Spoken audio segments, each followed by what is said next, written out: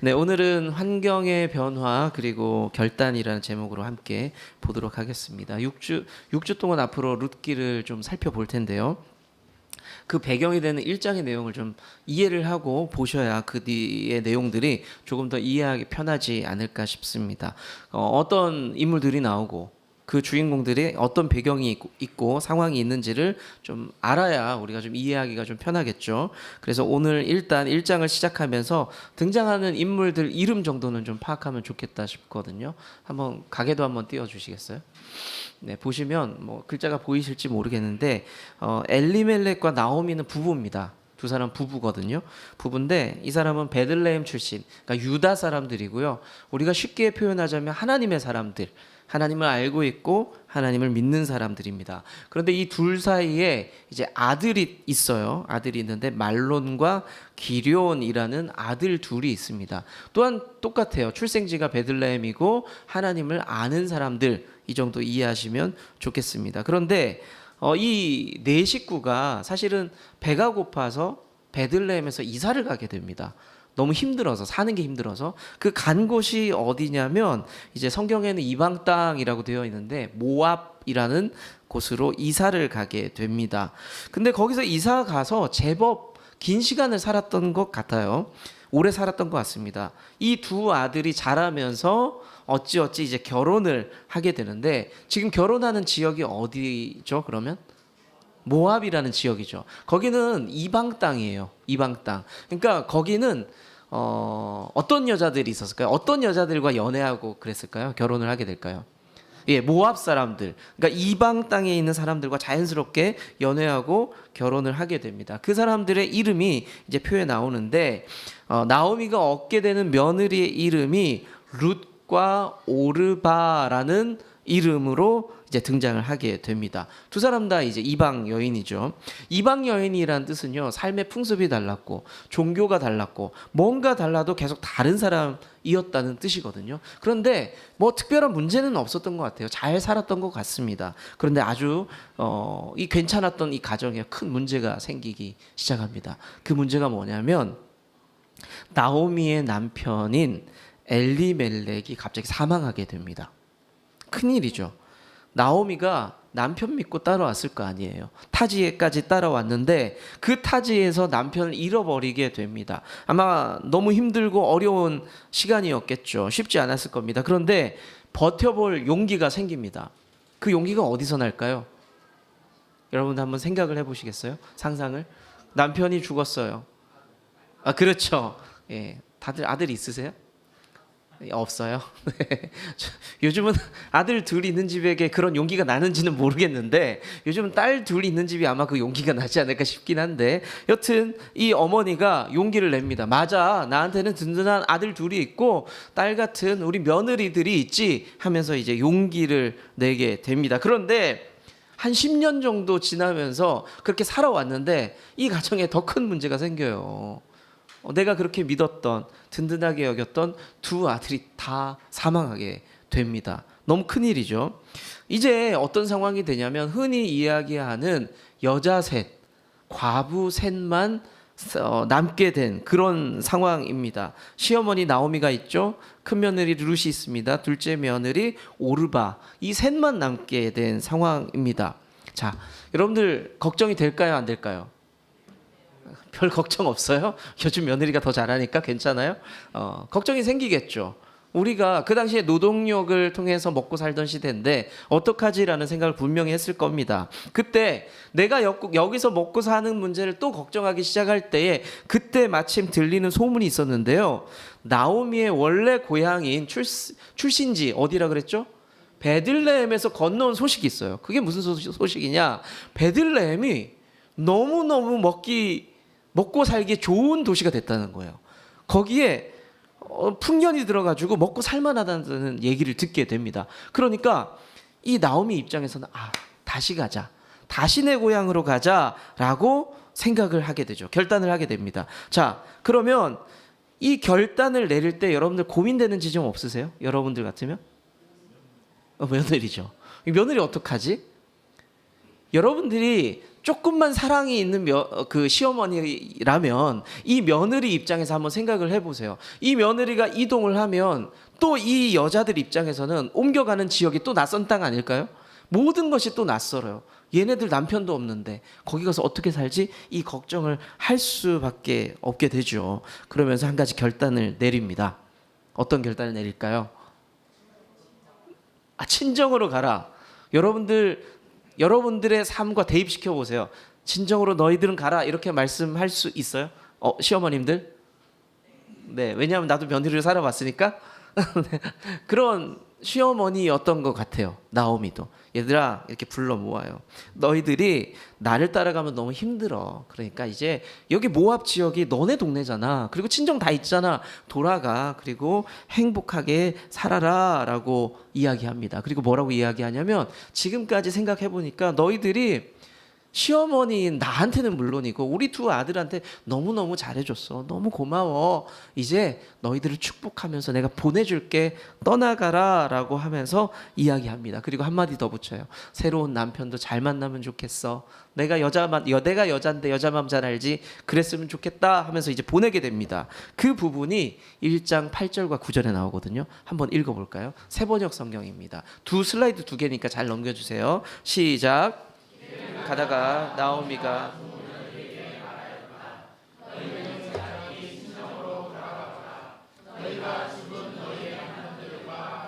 한결같이 사랑하여 주었으니 주님께서도 너희에게 너희가 각각 새 남편을 만나 행복한 가정을 나오미가 작별하려고 그들에게 입을 맞추니 며느리들이 큰 소리로 울면서 말하였다. 대강 상황은 이해되시죠? 이 상황 속에서 이렇게 이야기했더니 이때 두 며느리가 똑같이 시어머니를 붙잡고 울면서 이야기합니다. 뭐라고 이야기할까요? 배려해 주셔서 감사합니다라고 할까요? 지금까지 고마웠습니다라고 할까요? 뭐 그런 마음은 있을 수 있겠죠. 그런데 이 두 며느리가 뭐라고 이야기하냐면 아니요, 그럴 수 없습니다. 어머니와 함께 어머니의 땅 베들레헴으로 우리가 들어가 살겠습니다라고 이야기합니다. 그랬을 때 시어머니 두 며느리가 이렇게 얘기해줘요. 얼마나 좋습니까? 얼마나 좋아요. 우리 이남미 집사님이 나중에 새 며느리가 이렇게 얘기한대요. 어머니와 함께 어머니를 모시고 김명동 집사님이 잊어버리세요. 어머니와 함께 우리가 살겠습니다라고 이야기할 때 우리 이남미 집사님 기분이 어떨 것 같아요? 예, 경사났네 이렇게 얘기하는 순간 나쁜 시어머니 되는 거죠.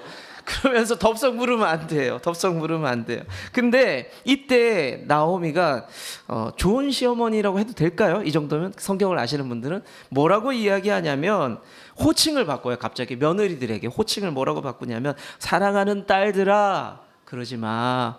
돌아가라 라고 이야기합니다. 딸에게 말하듯이 내가 너희를 딸처럼 생각하니까 이렇게 얘기하는 거야. 너희들이 돌아가서 행복하면 좋겠다라고 이야기를 합니다. 그때 그 말을 들은 작은 며느리가 떠납니다. 네? 왜 이렇게 놀래요? 갈 수 있잖아요. 갈 수 있잖아요. 그때 떠나게 됩니다. 그리고 첫째 며느리 룻만 남아서 나오미와 함께 시어머니와 함께 베들레헴으로 이동하게 되죠. 1장의 내용이 대강 이렇게 정리가 됩니다. 자, 여러분들 관성이라는 말 아세요? 관성. 어떤 물체가 있으면 그 물체가 하던 동작과 상태를 그대로 유지하려는 성질을 관성이라 그러는데 아주 쉽게 이해를 하면 이런 겁니다. 버스가 달리고 있어요. 그럼 물건이 달리고 있는 거죠. 그 안에 사람도 달리고 있는 겁니다, 같이. 근데 버스가 갑자기 서버려요. 근데 그러면 사람은 이 안에 있던 물체인 사람은요 원래인 관성은 뭐였어요? 달리고 있었잖아요. 움직이고 있었잖아요. 그래서 버스가 딱 서는 순간 어떻게 돼요? 사람이 하던 걸 유지합니다. 그래서 앞으로 튀어나가게 되죠. 그런 겁니다. 그걸 이제 관성이라 그러는데 하던 것을 계속 유지하려는 거죠. 우리의 인생이요 보통 관성대로 살아요. 그걸 요즘에 다른 말로 뭐 루틴이다, 습성이다 여러 표현을 하는데 살아가던 패턴대로 살아가는 게 분명히 있거든요. 여러분들 분명히 저마다 그 패턴이 분명히 있을 겁니다. 여러분들 눈 딱 뜨면 뭐부터 해요? 각자가 하던 게 있을 거거든요. 화장실을 간다든지 물을 마신다든지. 저 같은 경우에는 특별한 경우를 제외하고는 눈을 뜨면은 핸드폰을 먼저 확인합니다. 뭐 받은 메시지가 없나? 이것부터 확인을 하거든요. 그게 관성입니다. 관성. 그런데 이 관성이 깨질 때가 분명히 있어요.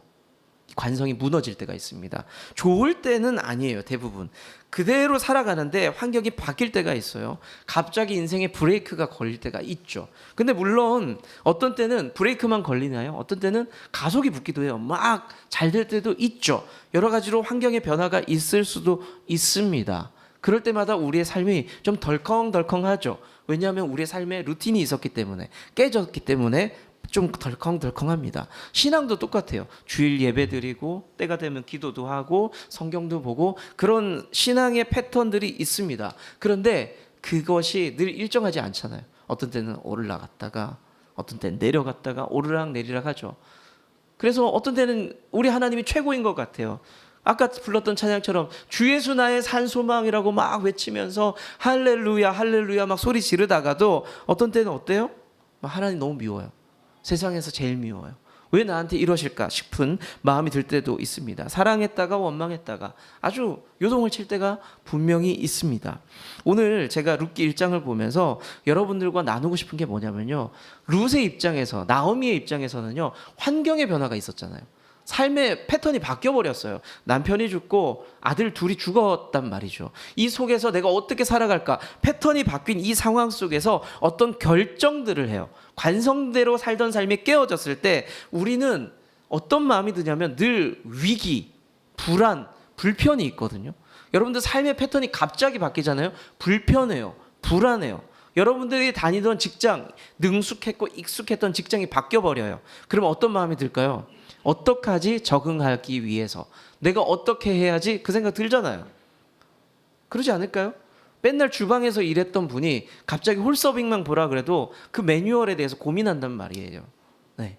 여기 계시는 분이 직업이 바뀌었을 때 우리는 잠깐 고민하고 불편함을 느끼게 됩니다. 그럴 때마다 우리 인생이 그렇게 브레이크가 걸리고 어려울 때마다 어떤 결정들을 해야 되거든요. 근데 그 결정을 하게 될 때 영향을 주는 요소들이 있어요. 그게 긍정적이든 부정적이든 결정을 할 때 영향 주는 요소가 있는데 그 세 가지를 보도록 오늘 잠깐 보도록 하겠습니다. 첫 번째는요, 무엇을 보느냐예요. 내가 시각의 결정이라고 제가 표현을 해놨는데 무엇을 보느냐를 통해서 다른 결정들을 할 수가 있습니다. 나오미가 며느리들을 딸처럼 진심으로 사랑해주고 인간적인 시각으로 그들을 봤습니다. 그래서 이야기했죠. 너희들이 친정으로 돌아가라. 이 이야기를 인간적인 시각으로 그들을 봤기 때문에 가능했던 겁니다. 너무 사랑했기 때문에. 자, 그때 나오미가 왜 그들을, 그 두 여자를, 며느리들을 돌아가라고 했을까요? 베들레헴으로 가는 순간 얘네들은 더 고생할 거야 라는 게 눈에 보였기 때문이었던 거죠. 룻의 마음은 어땠을까요? 룻도 인간적인 시각이 있었어요. 시어머니를 이렇게 보면서 우리 어머니 어떡해, 우리 어머니 힘들어서 어떡해, 우리마저 떠나면 이제 어머니 분명히 몸도 나이가 들고 힘들고 우리 엄마 옛날이랑 다른데 어떡하지? 그 마음이 분명히 있었을 거란 말이죠. 그러면서 이 룻이라는 며느리가 결단을 하는 거예요. 나는 어머니 따라갈게요 라고 결단을 하게 됩니다. 서로를 향한 이런 인간적인 사랑이 사실은 시각들이 좀 필요해요. 최근에 저희 어머니가 전화가 왔는데, 아들아, 보험 든 것 중에 혹시 허리 관련 보험이 있을까? 아니면 요양 간병인 혜택이 있을까라는 전화가 왔어요. 그러니까 어머니 입장에서 최근에 허리가 너무 안 좋아서 이제는 어떻게 하지 못해서 수술을 해야 되겠다라는 얘기까지 나온 거예요. 근데 걱정이 됐던 게, 내가 누우면 누가 날 간병해 주지? 간병인 보험료가 있나? 이게 먼저 걱정이 됐던 것 같아요. 그 얘기를 우리 좋은 며느리 이지연에게 전달을 했더니 며느리의 근심이 가득합니다. 뭐 어떤 마음인가 봤더니, 내가 내가 돈은 없는데 내가 뭐 학교 일하는 거나 뭐 여러 가지 일만 아니면 내가 가서 간병이라도 해야 될 텐데 라고 이야기를 스스럼 없이 아주 편하게 고민 없이 얘기를 하더라고요. 이지연도 참 좋은 며느리다라는 생각이 들었습니다. 전혀 얼굴에 1도 불편한 기색이 없었어요. 우리 어머니 어떡하지라는 생각만 하더라고요. 그래서 참 좋은 며느리다. 그러니까 우리가 서로를 바라보고 어떤 상황을 바라볼 때 이런 따뜻한 인간적인 시각이 필요해요. 그런데 그 룻에게는요, 나중에 인간적인 시각을 뛰어넘는 영적인 시각도 가지게 돼요. 그 유명한 룻의 신앙 고백을 통해서 알 수 있거든요. 1장 16절 말씀입니다. 같이 한번 볼게요. 시작. 어머니께서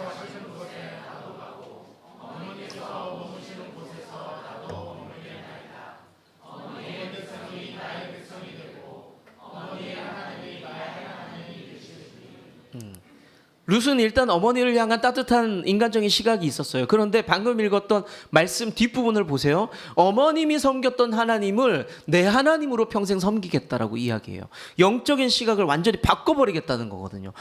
이게 사실 쉬운 결정이 아닙니다. 모압에서 자기가 어릴 때부터 봤던 여러 신들이 있었을 텐데 그 신을 싸그리 이제 내가 지워버리고 어머님이 섬기던 신을 하나님으로 내가 섬기면서 내가 똑같이 따라갈게요 라고 이야기합니다. 시각을 완전히 바꿔버립니다. 삶의 결정을, 태도를 다르게 결정해버렸다는 거죠. 그러면 둘째 며느리 오르바는 지금 뭐를 보고 있을까요? 오르바는요, 현실적으로 봅니다. 내 처지, 내 미래, 앞으로 내가 어떻게 살 것인가를 생각하게 되죠. 이런 오르바가 나쁜가요? 둘째 며느리? 아니, 사실 아니잖아요. 여러분들이 친정 어머니라고 생각해 보세요. 오르바가 친정으로 돌아와요. 나쁜 거예요? 이 나쁜 지집애 어떻게 시어머니 놓고 돌아왔니? 라고 얘기할 거예요? 그럴 수 없잖아요. 그럴 수 없잖아요. 네. 그래서 저는 이렇게 얘기할게요. 이것이 나쁜 게 아니라 지극히 상식적이고 현실적인 결정이라고 생각을 합니다. 그렇게 친정으로 돌아가죠. 자, 우리가요, 삶을 살아가면서 인생의 루틴이 깨질 때, 어렵고 힘든 일이 닥쳐올 때에 몸이 막 덜컹덜컹 할 때에 이때 우리는 어떻게 생각해야 될까요? 현실과 상식들로 세상을 보는 것 나쁘지 않아요. 나쁘지 않습니다. 그런데 성도가 가져야 될 시각이 이것밖에 없냐는 거죠. 그것만 가지고 살 수 있냐는 겁니다. 지극히 현실적인 눈으로 분석을 하면요, 효과적인 일, 그 길을 선택할 수밖에 없겠죠. 그렇지만 우리가 당장에 눈에 보이진 않지만 믿음의 눈으로 우리가 이렇게 얘기할 수 있겠죠. 하나님 원하시는 게 뭐지? 하나님 뜻하신 게 뭐지? 그거를 생각하면서 믿음의 눈으로 길을 걷는다면 우리는 다른 결정들을 분명히 할 수가 있다는 겁니다. 여러분들 이렇게 말씀드리면요, 아주 단순화시켜서 이렇게만 생각하세요. 주의 일을 해야 돼. 주의 사역을 해야 해. 그러면서 많은 사람들이 갑자기 모든 일을 스탑하고 신학교를 가기 시작합니다. 저는 절대 그렇게 생각하지 않아요. 여러분들의 현실이요, 그렇게 심플하지 않아요. 여러분들이 기도하면서 하나님 앞에 믿음의 눈을 구하세요. 그리고 결정하세요. 내가 삶이 어렵고 힘든 상황 속에서 그래, 주님이 이렇게 사인을 주시는구나, 내가 이제 주의 길을 걸어야 되겠다. 저는 절대 그렇게 생각하지 않습니다.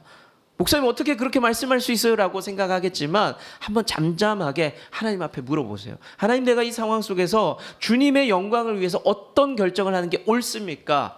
라고 기도해 보셔야 돼요. 기도해 보셔야 돼요. 저는요, 사실은 여전히 작은 교회에 나오고 있는 여러분들이 참 신기하고 대단하다라는 생각을 늘 하게 됩니다. 우리가 어려운 길을 선택한다는 건요, 여기 있으면 불편하잖아요. 뭐 줄도 길고 자리에 늦게 오면 앞자리에 자꾸 가라 그러지, 전도사님이 자꾸 앞으로 가라 그러지. 그럼 얼마나 불편해. 이거 너무 불편한 거거든요. 예를 들면요, 우리 좌석이 500석이 있는데 300명이잖아요. 그러면 널널해요. 내가 앉고 싶은 자리에 앉을 수 있고 옆에 사람이랑 이거 살 안 붙여도 되고 너무 편안하거든요. 그런 교회는 찾아보면 많아요. 예를 들면 50석이 있는 교회인데 15명 있으면 그런 의미에서는 거기가 더 편할 수도 있어요. 그렇잖아요. 거기를 가도 되는데 왜 불편한데 여기 앉아 계실까?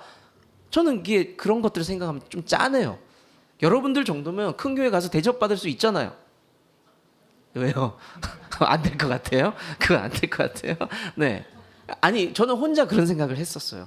야, 예전에 이제 지난 일이니까 이현정 집사님 와방 상처 받았을 때 자리 문제였죠. 자리. 지금은 서로 웃으면서 얘기하는데 아니 자리 안내 받아서 저기 앉았더니 누가 와서 그러대요. 여기 제 자리인데요. 그래서 또 여기를 앉았대요. 그때 2번인가 3번을 자리에 옮겨서 목사님 저 그때 상처 되게 받았어요. 이게 작은 교회에 있으면요 이런 일이 엄청 많아요. 예, 뭐 오해요. 그런 일 제가 상처 좀 드려요? 안 불편하세요 지금까지? 네, 그런 일들이 굉장히 많아요.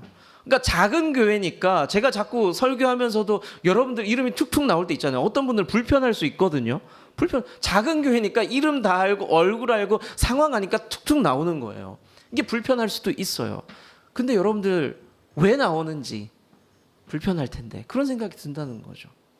아 근데 반대로 여기 지금 안 계신데 박천호 집사님은 좋았대요. 자기 이름 불러줘서. 자기 이름이 설교 시간에 딱 한 번 나오는데 너무너무 행복했대요. 그래서 앞으로 자주 불러드려야 될 것 같습니다. 어찌됐든 우리가 어렵고 불편한 선택을 여러분들 이미 한 거예요. 내가 좋은 나무 교회에 있어야지, 여기서 사람들과 함께 예배하고 신앙생활을 해야지, 불편한 결정을 할 때가 있습니다. 여러분 그때는요 이성적인 선택을 한 게 아니에요. 여러분들이 이성적인 선택을 했다면요 여기 절대로 있을 수가 없어요. 좋은 시스템, 좋은 환경, 목사다운 목사가 있는 교회. 근데 뭐 그런 결정을 하면서 그 이성적인 판단을 했다면 여기 있기가 힘들었겠죠. 여러분들 안에 제가 믿기로는 이 안에서 하나님을 향한 기대, 하나님께로 받는 따뜻함, 이런 것들이 있기 때문에 이 안에 있다고 저는 믿습니다. 우리의 시선을 바꿔야 돼요. 시선을 좀 바꿔야 돼요. 하나님의 시선을 가질 때 우리가 옳은 결정들을 할 수 있다는 겁니다. 옳은 결정을. 두 번째, 우리가 어떻게 행동을 결정할 때 무엇에 영향을 받느냐? 선택과 행동에 영향을 받기도 합니다. 나오미가요 며느리들의 행복을 빌어주면서 자기가 혼자 있으면 고생할 거 뻔하잖아요. 힘들 거 뻔한데 며느리들의 행복을 위해서 떠나보낼 결정을 하게 됩니다. 여러분들 저는요 연인끼리 사이에서는요 너를 사랑하기 때문에 보내줄게, 저는 믿지 않습니다. 이거 절대로. 과거에 우리 집사님들, 과거에 그 남자 그 여자가 너를 너무 사랑해서 헤어져, 개뻥이에요. 절대 믿으면 안 돼요. 그거는요 그 순간 다른 여자나 다른 남자가 이미 있거나 썸을 타고 있었던 거예요. 믿으면 안 돼요. 다 잊어버리세요. 지금 내 옆에 있는 그 놈이, 그 여자가 진짜 날 사랑하는 거예요. 진짜로. 자, 근데 부모 자식과는 좀 다른 것 같아요. 내가 너를 너무 사랑해서 내 옆에 두면 네가 힘들 것 같아. 근데 부모 자식 간에는 이게 조금 작동할 것도 같아요. 자, 어찌됐든 나오미가 그렇게 이야기합니다. 이 둘을 보내기로. 자, 근데 시어머니 입장에서요 이 두 며느리, 아들도 이제 없는데 이 두 며느리를 다 보내버려요. 이제 못 봐요. 보내면 끝이지 뭐. 어떻게 봐요? 나를 1년에 한 번씩이라도 보러 와주면 안 되겠니? 이럴 수 있나요? 없잖아요. 그냥 보내면 끝입니다. 자, 그러면 시어머니인 나오미 입장에서는요 어떤 삶이 펼쳐질까요? 일단은 나랑 계속 수다 떨던 며느리 사라졌어요. 외롭겠죠. 너무 외로울 겁니다. 그리고 이제 살림도 하면서 살아가야 되는데 나오미 입장에서 점점 기력이 어떻게 될까요? 떨어지겠죠. 그러면 힘들어질 겁니다. 제가요 그냥 혼자 생각이에요. 제가 이정인 권사님이랑 이런저런 얘기하는데 본인 젊을 때 이야기를 얘기해요. 그때 이야기는요 힘차요 되게. 내가 학교에 있을 때 말이에요. 내가 지금 시어머니 옛날에 모실 때 30대 때 말이에요. 이때는 굉장히 그 힘 있는 이정인 권사님의 제가 보지 못한 모습을 막 설명을 하세요. 근데 제가 지금 한번 이렇게 이정인 권사님이 교회 예배 끝나고 돌아갈 때 봤는데 그냥 할머니예요. 죄송한데 할머니. 이게 나오미의 입장이 그렇다는 거거든요. 내가 옛날엔 젊어서 내가 남편이랑 같이 애써서 힘써 살았는데 세월이 지나면요 그냥 나오미 할머니예요. 뭐 없어요. 그러면 이제 일어날 때마다 무슨 소리 나요? 아이고 다 똑같이 하시네요. 아이고 이 얘기하는 끙차 이렇게 소리가 난단 말이에요. 그럼 나도 할머니가 되고 그렇게 힘들어질 것 뻔한데, 그럼 내 옆에 누가 없으면 내가 얼마나 힘들겠어라고 생각할 수밖에 없죠. 그런데 나오미는요 이 두 사람을 너무너무 사랑하기 때문에, 나는 그렇게 살더라도, 이건 희생이잖아요. 나는 그렇게 살더라도 너희는 그렇게 살면 안 돼. 나를 모신다는 그런 명분으로 고생하면 안 돼. 그렇게 결정을 한 거예요. 행동을 하게 됩니다. 그리고 말을 하게 되죠. 나오미가 그렇게 결정했다면, 자, 이제 며느리의 결정을 볼게요. 두 며느리는요, 시어머님께서 친정으로 돌아가라고 얘기했잖아요. 남편도 없는데 나 모시고 어떻게 살 거야? 돌아가라고 이렇게 똑같이 말을 합니다. 이럴 때 둘이 뭐라고 이야기하냐면 10절에 이렇게 기록이 되어 있습니다. 시작.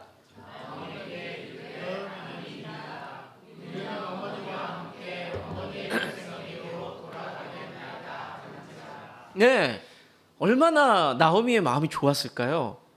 이 둘 다 똑같이 한 목소리로 울면서 얘기하는 거예요. 제가 어떻게 갈 수 있어요? 어머니와 함께 어머니를 따라가겠습니다라고 이야기를 합니다. 그런데 곧 한 번 더 진심을 담아서 나오미가 이야기합니다. 친정으로 가. 좋은 남편 만나고 행복해라.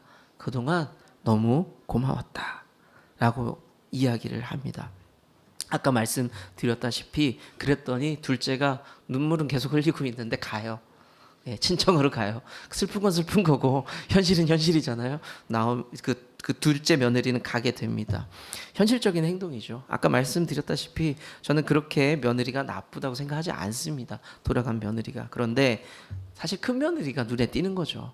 룻이 다른 결정을 합니다. 고생을 각오하고 어머니와 하나님께 삶을 드리기로 합니다. 저 어머니와 평생 함께 할 거고요. 어머니가 섬기는 하나님을 제가 평생 섬길 겁니다. 라고 이야기를 합니다. 사랑하는 성도 여러분, 우리가 믿음이 있다는 것, 사랑이 있다는 건요, 행동이 곧 따라간다는 겁니다. 믿음이 있고 사랑이 있는데 행동이 없다? 그거는 거짓말이에요. 말뿐인 믿음은요, 의심을 받을 수밖에 없습니다. 많이 사랑하는데 너의 가는 길이 험난할 것 같으니까 내가 차마 그 길은 못 걷겠어 라고 말한다는 건요, 많이 사랑하는 건 아니에요. 그냥 조금 사랑하는 거예요. 조금, 그만큼만 사랑하는 겁니다. 너를 너무 사랑하는데 힘들 것 같아서 안 되겠어, 이렇게 누가 얘기한다고 해보세요. 어떻게 생각하세요? 네, 그냥 거기까지인 거예요. 그냥 좋게 봐도 거기까지인 겁니다. 거기까지인 거. 네. 아내가 연애할 때요, 지금 모르겠어요. 연애할 때 저를 엄청 사랑했어요. 제가 그걸 어떻게 하는지 아세요? 그 증거가 뭐냐면 연하의 학생 남자친구. 생각하면 좀 깝깝하잖아요. 연한데 남자친구가 학생이에요. 군대도 안 간 남친.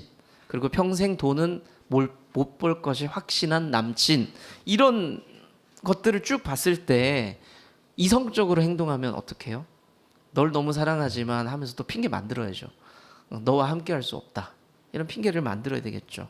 그런데 이지연 자매는 신재철 형제랑 결혼하기로 결정한 거잖아요. 여러분들 많이 사랑하는 것 같지 않으세요? 예, 예, 보통은 아니죠. 여러분들이 그러면 여자친구 입장이 아니라 장인 장모 입장이 돼 보세요. 내 딸이 그런 남자를 데려왔어요. 야, 이거 쉽지 않죠. 너무 쉽지 않잖아요. 그러니까 그런 상황 속에서 제가 그걸 가만히 생각해 보면 지금은 모르겠지만 과거에 이지연은 신재철을 많이 사랑했구나 라는 생각을 해보게 됩니다. 지금은 어떠냐고 예배 끝나고 묻지 마세요. 저는 좀 무서워요. 아내도 힘들어요. 그런 얘기 들으면 좀 힘듭니다. 네, 행동으로 자기의 사랑을 증거한 거예요. 보여준 거예요. 나 당신이 그런 상황이지만 생각하지 않을 거야. 그런 악조건들을. 당신과 결혼하겠어라고 결정하잖아요. 행동으로 자기의 사랑과 자신의 믿음을 보여준 겁니다. 거듭 말씀드릴게요. 가치라는 건요, 말에서 끝나지 않습니다. 행동으로 나타나야 됩니다. 하나님께서 지금 보고 계세요. 너희들 머리 굴리고 있니? 아니면 나한테 헌신하고 있니를 지켜보고 있다는 겁니다. 여러분들이 행동으로 헌신할 때 하나님께서 놀라운 일들을 일으키신다는 것을 믿으시길 바랍니다. 마지막 세 번째는요, 관계를 통해서 우리가 어떤 일들을 풀어나갈 때에 삶이 열린다는 것도 기억하셔야 됩니다. 자, 나오미가요, 사랑하는 마음으로 두 며느리와 관계를 정리하고 싶어 했어요.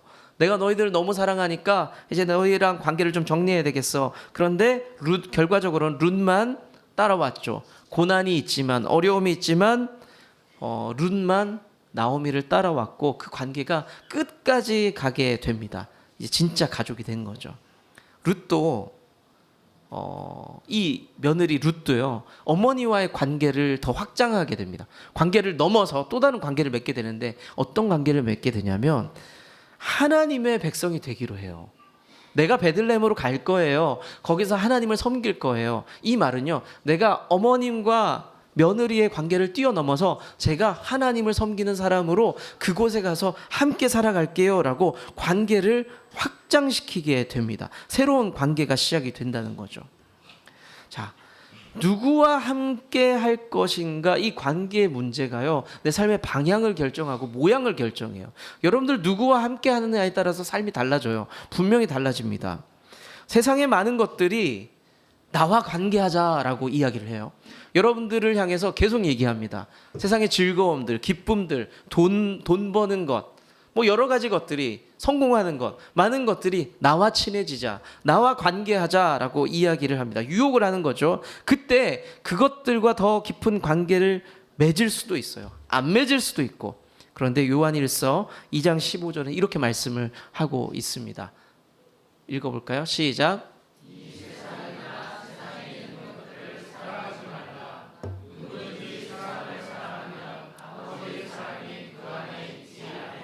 네, 세상을 사랑하는 것을 얘기합니다. 세상과 관계하는 것이에요. 세상과 깊은 관계를 맺게 되면은 치명적인 부작용이 나타난다고 이야기합니다. 그게 뭐냐면 하나님과의 관계가 깨진다는 거예요. 세상을 사랑하는 동시에 하나님과의 관계는 깨진다고 이야기를 하고 있습니다. 우리가 신앙인으로 살아갈 때 이 관계 문제를 분명히 정리하셔야 돼요. 내가 무엇과 관계를 맺을 것인가, 무엇을 더 사랑할 것인가를 정리하실 수 있어야 됩니다. 우리가 하나님과의 관계를 더 깊게 해야 되겠죠. 그리고 믿음의 사람들과 깊은 관계를 맺어 가야 됩니다. 세상에 좋은 것들이 많이 유혹할 겁니다. 나와 함께 하자, 내가 더 즐거워, 야, 신앙생활 하는 것보다 나와 함께 하는 것이 더 즐거울 거야, 많은 이야기들을 합니다. 그럴지라도 우리는 하나님과의 관계를 제일 우선순위를 두셔야 돼요. 이거 굉장히 어려운 일이거든요. 때로는 내 꿈을 접으라고 할 때도 있고, 때로는 돈을 좀 포기하라고 할 때도 있고요. 때로는 네 몸이 피곤할 거야 라고 우리에게 말씀하실 때도 있습니다. 하지만 우리가 그 결정을 할 때에 그 결정을 통해서 하나님 나라가 이루어진다는 것 여러분들 믿으시길 바랍니다. 네. 말씀을 정리해 볼게요. 룻기 1장은요, 우리의 삶의 전환점이 오거나 변곡점이 오거나 어려움이 올 때 어떤 삶을 결정하라고 이야기합니다. 근데 네 마음대로 이성적으로 판단해서, 현실적으로 판단해서 결정하라고 이야기하는 것이 아니라 네가 보고 있는 것, 네가 어떻게 행동하고 선택하는 것, 그리고 네가 누구와 함께 할지를 결정하는 것을 통해서 네 삶이 달라질 거라고 말씀을 하고 있습니다. 오늘 본문을 보면요, 룻은 여러 결정을 할 수 있었죠. 집에 갈 수도 있었고, 친정, 시어머니 따라갈 수도 있고, 따로 독립을 할 수도 있었을 겁니다. 하지만 그 중심에 뭐를 뒀냐면요, 하나님을 뒀어요. 내가 하나님을 사랑하기로 결정했고 어머님을 사랑하기로 결정한 겁니다. 사랑하는 우리 좋은나무교회 식구들에게 묻고 싶어요. 어려울 때, 힘들 때, 그때 갑자기 어떤 결정을 하셔야 돼요. 여러분들은 어떤 기준을 가지고 결정하시겠어요? 무슨 기준을 가지고 결정을 하시겠습니까? 여러분들의 삶의 루틴이 깨지고 관성이 무너지면요, 분명히 쉽지 않을 겁니다. 피곤하고 어렵고 힘들 겁니다. 여러분들이 그때 시선을 하나님 앞에 두고 좀 물었으면 좋겠어요. 하나님, 제가 어떻게 할까요? 제가 무슨 일을 시작할까요? 물었으면 좋겠습니다. 그리고 그 뜻이 선명하게 보이면 조금 어려울지라도, 내 몸이 좀 피곤해질지라도, 내 몸이 좀 괴로울지라도 하나님의 뜻이 선명하다면 그 길을 걸었으면 좋겠어요. 쉽지 않은 연습을 계속 하셔야 돼요. 훈련들을 계속 하셔야 됩니다. 하지만 그 결정 속에서, 결단 속에서 하나님의 크신 일들이 나타날 줄로 저는 믿습니다. 누누이 계속 또 강조해서 말씀드려요. 여러분들 다 사역하라는 얘기가 아니에요. 여러분들의 주어진 환경과 상황이 다 다릅니다. 그 상황 속에서 내가 내 삶을 통해서 하나님의 영광이 드러나기 위해서 뭘 해야 될지를 고민하셔야 돼요. 여러분들 자녀들이 신앙에 막 짜증이 나 있어요. 난 엄마 아빠의 신앙생활 저 극성이야, 너무 싫어, 이럴 때 더 극성으로 그럼 난 더 새벽기도 열심히 나가고 아들 뭐 볼 시간도 없어. 난 하나님께 기도만 할 거야. 그러면 아들이 갑자기 눈이 뿅 변해서 하나님 앞에 돌아온 일들 거의 없어요. 그 아이는요 평생 하나님 안 믿어요. 여러분들이 고민하면서 기도하시면서 하나님 앞에 지혜를 구하셔야 돼요. 그럴 때는 어떤 의미에선 여러분들이 오해하실 수도 있지만 하나님 앞에 나아가는 시간을 줄이면서 그 분에게는요, 그 사람에게는요, 그 시간을 줄이는 게 고통이에요. 나 하나님 앞에 나가는 게 즐거운데 근데 그 시간을 줄여서라도 아들과 함께 시간 보내셔야 돼요. 그게 아들 살리는 거예요. 각 가족마다 상황이 다르니까 예를 든 겁니다. 예를 든 거예요. 여러분들 우리 아들 둘이 있지만 청소년기를 지나고 이제 자기 머리가 커가고 있잖아요. 자기 의견을 막 얘기해요. 그럴 때마다 네가 어떻게 그럴 수 있어? 절대 그러면 안 돼. 따라 나와. 머리를 끄집어내고 너 오늘부터 용돈은 없어. 반찬이 줄어들 거야. 이렇게 얘기하는 순간 이 아이들이 우리 아빠 엄마가 믿는 하나님은 그런 하나님인가 봐 라고 하면서 하나님 더 싫어할 수도 있어요. 그러니까 그냥 상황들을 얘기하는 겁니다. 여러분들 고민하셔야 돼요. 고민을 많이 하셔야 돼요. 그럴 때 저는 제 스스로 한번 꺾을 때가 있어요. 아, 승우야, 그게 힘들어? 됐어. 그럼 오늘 교회 쉬자. 그러니까 주일을 얘기하는 건 아니에요. 보통 다른 때를 얘기합니다. 승우야, 오늘 성경 읽기 같이 할래? 오늘 금요기도회 같이 갈까? 라고 이야기할 때 승우가 아빠 오늘 너무 피곤한데 그 순간 제가 그렇구나 너무 힘들지? 그럼 오늘 쉬자. 우리 다음 주는 어때? 그러면 네 다음 주는 뭐 그게 목사 입장에서는요 한번 꺾는 거예요. 쉽지 않은 일이에요. 근데 그렇게 하면서 더 긴 일들 하나님이 어떻게 영광을 승우를 통해 받으실까를 생각해 보는 거예요. 여러분들이 기도하면서 고민해 보세요. 여러분들의 행동의 삶의 결정을 통해서 하나님 나라가 점점 자라날 겁니다. 저는 믿습니다. 그 하나님 나라 확장에 여러분들이 귀한 거룩한 노가다꾼으로 부르셨어요. 여러분들 믿으십니까? 노가다꾼은 땀도 나고 힘들고 짜증나고 그 들고 있는 도구들을 패대기 치고 싶을 때가 분명히 있습니다. 그때마다 포기하지 마세요. 하나님 앞에 계속 물으면서 나아가세요. 물으면서 나아가세요. 군대에서 제가 군장 메고 걸어가면서 너무너무 군인답게 열심히 씩씩하게 걸어가야 되는 게 맞잖아요. 근데 어느 순간 군장이 너무 무거우니까 그 생각이 들더라고요. 총도 버리고 싶고 군장도 버리고 싶었어요. 근데 그거 버리는 순간 전 군인이 아니잖아요. 그렇죠? 힘들지만 여러분들이 지고 가야 되는 그 짐들이 있습니다. 지혜롭게 그 짐들을 지고 나가세요. 그래서 하나님 나라의 귀한 일꾼 되시길 축복합니다.